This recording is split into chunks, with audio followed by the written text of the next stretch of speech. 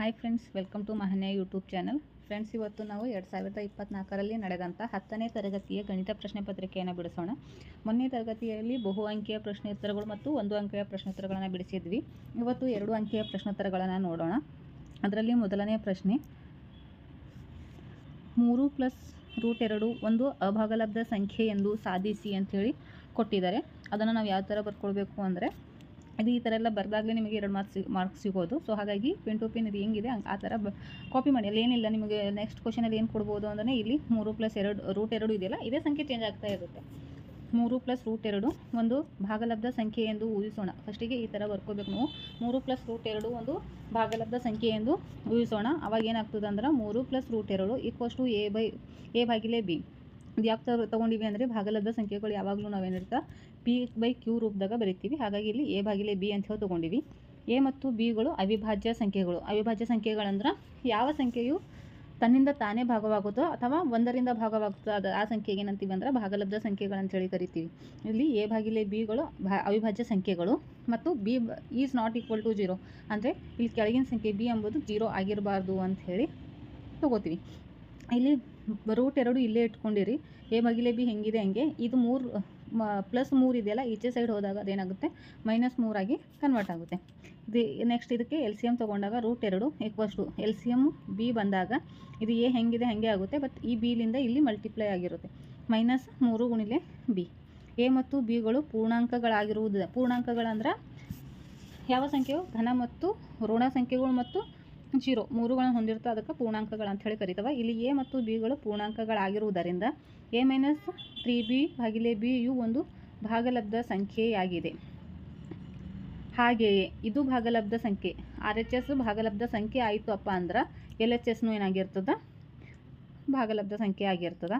ಆದ್ರೆ ನಮಗೆ ಗೊತ್ತಿರೋ ಪ್ರಕಾರ √2 ಒಂದು ಭಾಗಲಬ್ಧ ಸಂಖ್ಯೆ ಎಂಬುದೇನದ, ಇದು ಏನು ಹೇಳುತ್ತಿದ್ದೇವಲ್ಲ, ಒಂದು ಭಾಗಲಬ್ಧ ಸಂಖ್ಯೆ ಎಂಬುದು ಆ ಸತ್ಯ ಸಂಗತಿ ವಿರೋಧ. ಯಾಕಂದರೆ ಇದು ಭಾಗಲಬ್ಧ ಸಂಖ್ಯೆ ಅಲ್ಲ, ಅಭಾಗಲಬ್ಧ ಸಂಖ್ಯೆ ಆಗಿರ್ತದೆ.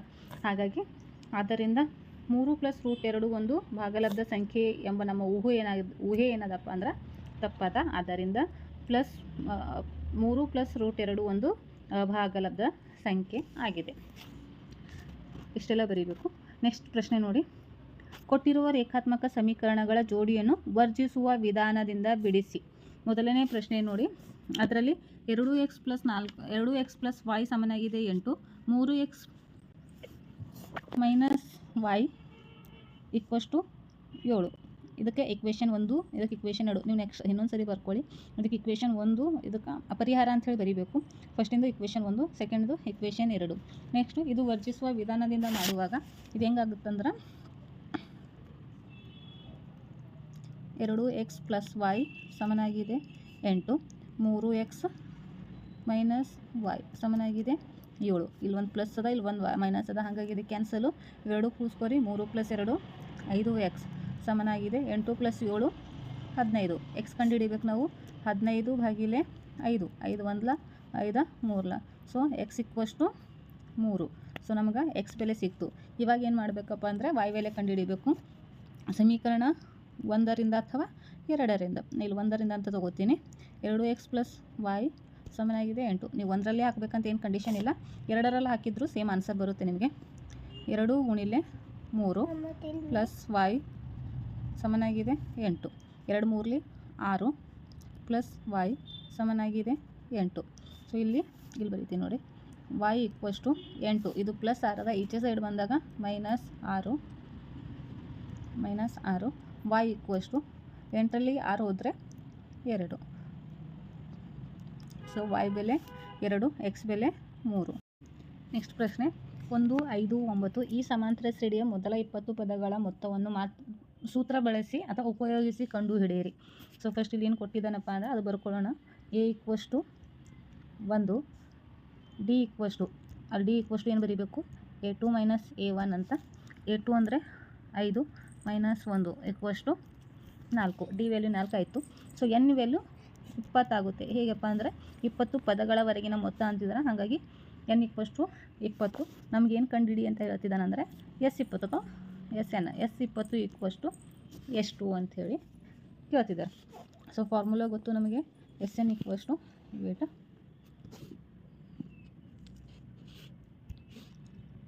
Sn equals to n/2 into 2a plus n minus 1 into d. ಇದು formula. S20 equals to n ಅಂದರೆ 20/2, ಎ ಅಂದರೆ ಅಲ್ಲಿ ಕೊಟ್ಟಿದ್ದರ ಮುಂಚೆನೇ ಬರ್ಕೊಂಡಿದ್ವಿ ನಾವು. A equals to 1 plus n ಅಂದರೆ 20 ಮೈನಸ್ 1, ಡಿ ಅಂದರೆ 4 ಕಂಡು ಹಿಡಿದ್ವಿ ನಾವು a2 ಮೈನಸ್ a1 ಅಂಥೇಳಿ. ನೆಕ್ಸ್ಟು 2 1 2 10 10 ಇಂಟು 2 1 2 ಪ್ಲಸ್ 20ರಲ್ಲಿ 1 ಹೋದರೆ 19 ಬ್ರ್ಯಾಕೆಟ್ ಓಪನ್ ಮಾಡಿ ನಾವು ಮಲ್ಟಿಪ್ಲೈ ಚಿಹ್ನೆ ಹಾಕೋತಿದ್ವಿ ಇಲ್ಲಿ. 10 2 ಪ್ಲಸ್ 19 4 19 4 76 ಈಕ್ವಲ್ಸ್ ಟು 10 ಗುಣಿಲೆ ಬ್ರ್ಯಾಕೆಟ್ ಓಪನ್ ಮಾಡಿ ಇಂಟು ಹಾಕುವೆ 76 ಪ್ಲಸ್ 2 78. ಸೊ 78 2ಲೆ 780. ಸೊ ಇದರ ಅಂತರ S20 equals to 780. Next question, 2x² minus 3x minus 1 ಸಮನಾಗಿ 0. ಈ ವರ್ಗ ಸಮೀಕರಣದ ಮೂಲಗಳನ್ನು ವರ್ಗ ಸಮೀಕರಣದ ಸೂತ್ರವನ್ನು ಉಪಯೋಗಿಸಿ ಕಂಡುಹಿಡಿಯಿರಿ. ಸೊ ನಮಗೆ ಗೊತ್ತಿದೆ ವರ್ಗ ಸಮೀಕರಣದ ಸೂತ್ರ. ಫಸ್ಟಿಗೆ ಏನು ಬರ್ಕೊಂಬೋಣ ಅಂದರೆ ಎ ಸಮನಾಗಿದೆ 2, ಬಿ ಸಮನಾಗಿದೆ -3, ಸಿ ಸಮನಾಗಿದೆ -1. ಸೊ ವರ್ಗ ಸಮೀಕರಣದ ಸೂತ್ರ ಗೊತ್ತಿದೆ ನಮಗೆ. x ಸಮನಾಗಿದೆ -b plus or minus root b² minus 4ac divided by 2a. So ಇಲ್ಲೆಲ್ಲ ವ್ಯಾಲ್ಯೂಗಳು ಸಬ್ಮಿಟ್ ಮಾಡಬೇಕು. ಇವಾಗ x ಸಮನಾಗಿದೆ -b ಅಂದ್ರೆ -3 plus or minus -3 whole square minus 4 into 2 into -1 divided by 2 into 2.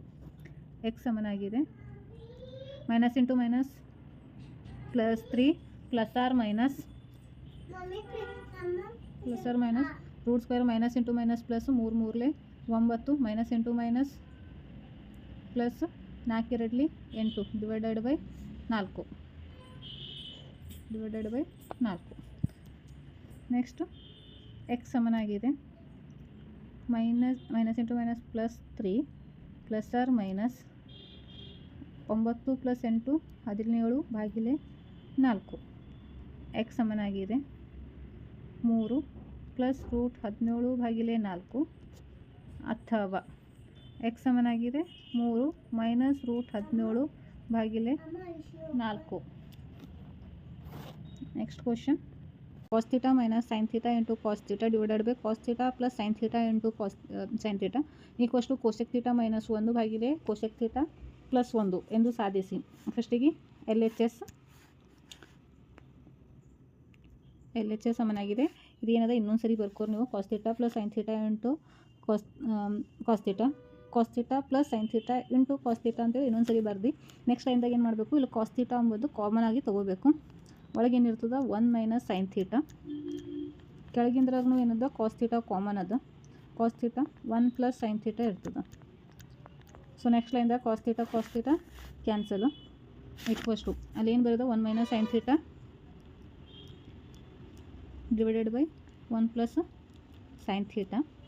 So next ಲೈನ್ದಾಗ sin θ ಇದ್ದಿದ್ದು cosec θ ಕನ್ವರ್ಟ್ ಮಾಡಬೇಕು. ಯಾಕಂದ್ರೆ ನಮಗೆ ಸಾಧಿಸಿದ್ರಾಗ cosec θ ಇರೋ ಸಲುವಾಗಿ sin θ ಇದ್ದಿದ್ದು ಕನ್ವರ್ಟ್ ಮಾಡ್ಕೋಬೇಕು. 1 minus 1/cosec θ divided by 1 plus 1/cosec θ. Next ಲೈನ್ದಾಗ cosec θ ಅಂಬೋದು LCM ತೊಗೊಂಡು LCM cosec θ ಇಲ್ಲೇನಿತ್ತು 1 into cosec θ minus 1 divided by ಇಲ್ಲೂ LCM cosec θ 1 into cosec θ plus 1. ಇದು cosec θ ಈ cosec θ ಗೆಟ್ ಕ್ಯಾನ್ಸಲ್. ನೆಕ್ಸ್ಟ್ ಲೈನ್ದಾಗ ಏನಿರ್ತದಪ್ಪ ಅಂದರೆ cosec θ ಮೈನಸ್ 1/cosec θ ಪ್ಲಸ್ 1 ಇದೆ RHS. So therefore LHS is equal to RHS.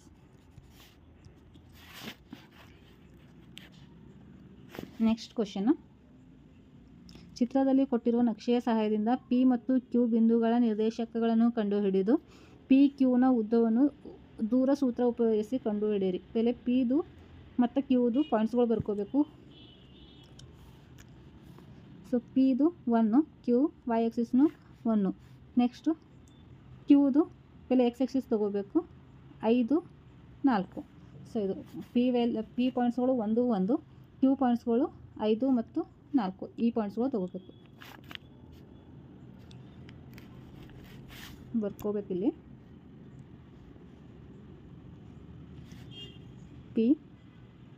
ಪಿದೇನು 1 1, ಕ್ಯೂದು ವ್ಯಾಲ್ಯೂಗಳು ಏನು ಬಂದಿದ್ದಪ್ಪ ಅಂದರೆ 5 4. ನಮ್ಗೆ ಗೊತ್ತಿದೆ ದೂರ ಪ್ರಮಾಣ ಸೂತ್ರ ಅಂಥೇಳಿ. ದೂರ ಸೂತ್ರ ಪಿ ಕ್ಯೂ ಸಮನಾಗಿದೆ square root of x2 - x1 whole square plus y2 - y1 whole square. ಇದು ದೂರ ಸೂತ್ರ. ಸೊ ಇದು x1 y1 ಇದು x2 y2 ಆಗಿರುತ್ತೆ. ನೆಕ್ಸ್ಟು ಸಬ್ಮಿಟ್ ಮಾಡ್ಕೋಬೇಕು ವ್ಯಾಲ್ಯೂಗಳು. x2 ಅಂದರೆ 5 ಮೈನಸ್ x1 ಅಂದ್ರೆ 1 ಸ್ಕ್ವಯರ್ ಪ್ಲಸ್ y2 ಅಂದ್ರೆ 4 ಮೈನಸ್ y1 ಅಂದ್ರೆ 1 ಹೋಲ್ ಸ್ಕ್ವಯರ್. ನೆಕ್ಸ್ಟ್ 5ರಾಗ 1 ಹೋದ್ರೆ 4 ಸ್ಕ್ವಯರು ಪ್ಲಸ್ 4ರಾಗ 1 ಹೋದ್ರೆ 3 ಸ್ಕ್ವಯರ್. ನೆಕ್ಸ್ಟ್ ಲೈನ್ದಾಗ 4 4 16 ಪ್ಲಸ್ 3 3 9 2 ಪ್ಲಸ್ ಮಾಡಿದಾಗ 25. ಸೊ ಸ್ಕ್ವೇರ್ ರೂಟ್ ಹೊರಗೆ ತೆಗೆದಾಗ ಏನಾಗ್ತದಪ್ಪ ಅಂದ್ರೆ ಸ್ಕ್ವೇರ್ ರೂಟ್ ರಿಮೂವ್ ಮಾಡಿದಾಗ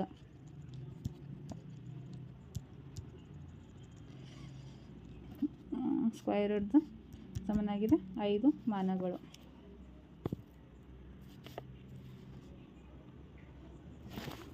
ನೆಕ್ಸ್ಟ್ ಕ್ವಶನ್, ಇದರಲ್ಲೇ ಇನ್ನೊಂದು ಕ್ವಶನ್ ಕೊಟ್ಟಿದ್ದಾರೆ ಅಥವಾ ಅಂಥೇಳಿ 4 - 3 ಮತ್ತು 8 5 ಬಿಂದುಗಳನ್ನು ಸೇರಿಸುವ ರೇಖಾಖಂಡವನ್ನು ಆಂತರಿಕವಾಗಿ 3:1 ಅನುಪಾತದಲ್ಲಿ ವಿಭಾಗಿಸುವ ಬಿಂದುವಿನ ನಿರ್ದೇಶಾಂಕಗಳನ್ನು ಕಂಡುಹಿಡಿಯಿರಿ. ಸೊ ಇದರಲ್ಲಿ ಮೊದಲು ಪಾಯಿಂಟ್ಸ್ಗಳು ಬರ್ಕೊಳ್ಳೋಣ. A 4 - 3, B 8 5. ನೆಕ್ಸ್ಟು m1 ಅನುಪಾತ m2 ಕೊಟ್ಟಿದ್ದಾನೆ. m1 ಅಂದ್ರೆ 3 ಅನುಪಾತ m2 ಅಂದ್ರೆ 1. ಸೊ ಇವಾಗ ಫಾರ್ಮುಲಾ ಬರ್ಕೋಬೇಕು ನಾವು. P of X Y equals to formula ಏನದಪ್ಪ ಅಂದರೆ m1 x2 plus m2 x1 divided by m1 plus m2 m1 y2 plus m2 y1 divided by m1 plus m2. So ವ್ಯಾಲ್ಯೂಗಳು submit ಮಾಡಬೇಕು ಇವಾಗ. P of X Y m1 ಅಂದ್ರೆ 3 into 8 plus m2 ಅಂದ್ರೆ 1 into 4 divided by 3 plus 1. Next m1 ಅಂದರೆ 3 into 5 plus 1 into minus 3 divided by 3 plus 1. Next ಇದು X ಇದು ವ್ಯಾಲ್ಯೂಗೆ ಸಮ ಆಗಿರುತ್ತೆ, ಇದು ಇದಕ್ಕೆ ಸಮ ಆಗಿರುತ್ತೆ. ಹಾಗಾಗಿ ಸಪ್ರೇಟ್ ಬರ್ಕೊಳ್ಳೋಣ. ಎಕ್ಸ್ ಸಮನಾಗಿದೆ 3 8 24 ಪ್ಲಸ್ 4 ಡಿವೈಡೆಡ್ ಬೈ 7 ಅಲ್ಲ 4 3 ಪ್ಲಸ್ 1 4. ನೆಕ್ಸ್ಟ್ ವೈ ಸಮನಾಗಿದೆ 3 5 15 minus into plus minus 3 1 3 3 plus 1 4. So X ಸಮನಾಗಿದೆ ಇಲ್ಲಿ ಬರ್ಕೊಂಡು ಎಕ್ಸ್ ಸಮನಾಗಿದೆ 24 ಪ್ಲಸ್ 4 28 ಭಾಗಿಲೆ 4 4 1 4 4 7 28. ಸೊ ಎಕ್ಸ್ ಸಮನಾಗಿದೆ 7. ಇದು ಒಂದು ಉತ್ತರ. ನೆಕ್ಸ್ಟ್ ವೈ ನೋಡೋಣ. ವೈ ಸಮನಾಗಿದೆ 15 ಮೈನಸ್ 3 15ರಾಗ 3 ಹೋದರೆ 12 ಡಿವೈಡೆಡ್ ಬೈ 4 4 1 4 3. ಸೊ ವೈ ಸಮನಾಗಿದೆ 3. ಸೊ ನಮ್ಮ ಉತ್ತರ ಏನು ಬಂತಪ್ಪ ಅಂದರೆ ಎಕ್ಸ್ ಸಮನಾಗಿದೆ 7, ಇದು ಪ್ಲಸ್ 7, ವೈ ಸಮನಾಗಿದೆ ಪ್ಲಸ್ 3. ಸೊ ಇವು ನಿರ್ದೇಶಾಂಕಗಳು. ನೆಕ್ಸ್ಟ್ ಪ್ರಶ್ನೆ, 3.5 ಸೆಂಟಿಮೀಟರ್ ತ್ರಿಜ್ಯವಿರುವ ವೃತ್ತವನ್ನು ರಚಿಸಿ ಮತ್ತು ಸ್ಪರ್ಶಕಗಳ ನಡುವಿನ ಕೋನ 60 ಡಿಗ್ರಿ ಇರುವಂತೆ ವೃತ್ತಕ್ಕೆ ಒಂದು ಜೊತೆ ಸ್ಪರ್ಶಕವನ್ನು ರಚಿಸಿರಿ ಅಂತೇಳಿ ಕೇಳಿದಾನಪ್ಪ. ಸೊ ಇದಕ್ಕೆ ಫಸ್ಟಿಗೆ ಏನು ಮಾಡಬೇಕಂದ್ರೆ ನಾವು ಅಲ್ಲಿ ಪಾಯಿಂಟ್ಸ್ಗಳು ಬರ್ಕೋರಿ. ತ್ರಿಜ್ಯ ಆರ್ ಸಮನಾಗಿದೆ 3.5 ಸೆಂಟಿಮೀಟರ್. ನೆಕ್ಸ್ಟು ತ್ರಿಜ್ಯಗಳ ನಡುವಿನ ಕೋನ ಫುಲ್ ಫಾರ್ಮ್ದಾಗ ಬರ್ಕೋರಿ. ತ್ರಿಜ್ಯಗಳ ನಡುವಿನ ಕೋನ ಸಮನಾಗಿದೆ ತ್ರಿಭುಜದ ಕೋನ ಏನಿರ್ತದಪ್ಪ ಅಂದ್ರೆ 180 ಡಿಗ್ರಿ ಮೈನಸ್ ಇಲ್ಲಿ 60 ಯಾಕೆ ತಗೋತಿದ್ದೀವಿ ಅಂದ್ರೆ 60 ಡಿಗ್ರಿ ಅಂತ ಕೊಟ್ಟಿದ್ದ ನಮ್ಮ ಸ್ಪರ್ಶಕಗಳ ನಡುವಿಂದ. So 2 ಕಳೆದಾಗ 120 degree. ಇದಕ್ಕೆ ವೃತ್ತ ಹೆಂಗೆ ರಚನೆ ಮಾಡಬೇಕಂದ್ರೆ ನಾವು ಫಸ್ಟಿಗೆ 3.5 ಸೆಂಟಿಮೀಟರ್ ಇರೋಂಥದ್ದು ಒಂದು ತ್ರಿಜ್ಯ ಹೇಳ್ಕೋಬೇಕು. ಆ ತ್ರಿಜ್ಯದ ಸೆಂಟರ್ ಪಾಯಿಂಟ್ ಹೇಳ್ಕೊಂಡು ಅದು ತ್ರಿಜ್ಯ ಎಷ್ಟು ಇರ್ತಲ್ಲ ಅಂದ್ರೆ 3.5 ಸೆಂಟಿಮೀಟರ್ ಒಂದು ಲೈನು ಹೇಳ್ಕೋಬೇಕು. ಇನ್ನೊಂದು ಏನು ಮಾಡಬೇಕು, ಕೈವಾರ ಕೋನಮಾಪಕದ ಸಹಾಯದಿಂದ ಇದ್ರ ಮೇಲೆ ಇದು ಇಟ್ಟು 120 ಡಿಗ್ರಿ 120 ಡಿಗ್ರಿ ಅಳತೆ ಮಾಡಿಕೊಂಡು ಈ ಥರ ಇಲ್ಲೊಂದು ಲೈನ್ ಹಾಕೋಬೇಕು. ನೆಕ್ಸ್ಟು ಕೈವಾರದಿಂದ ಇದರ ಅರ್ಧ ಹಿಗ್ಗಿಸಿ ಮ್ಯಾಗ ಏನು ಮಾಡಬೇಕಪ್ಪ ಅಂದ್ರೆ ಇಲ್ಲೊಂದು ಕೋನ ಕಟ್ ಆಗ್ತದೆ. ಇದು ನೆಕ್ಸ್ಟ್ ಇದ್ರ ಮ್ಯಾಗ ಇಟ್ಟು ಇದಕ್ಕೆ ಕಟ್ ಮಾಡಬೇಕು. ನೆಕ್ಸ್ಟ್ ಆಯಿತಾ, ನೆಕ್ಸ್ಟ್ ಇದ್ರ ಮೇಲೆ ಇಟ್ಟು ಈಚೆ ಸೈಡ್ ಒಂದು ಸ್ಪರ್ಶಕ ಕಟ್ ಮಾಡಬೇಕು.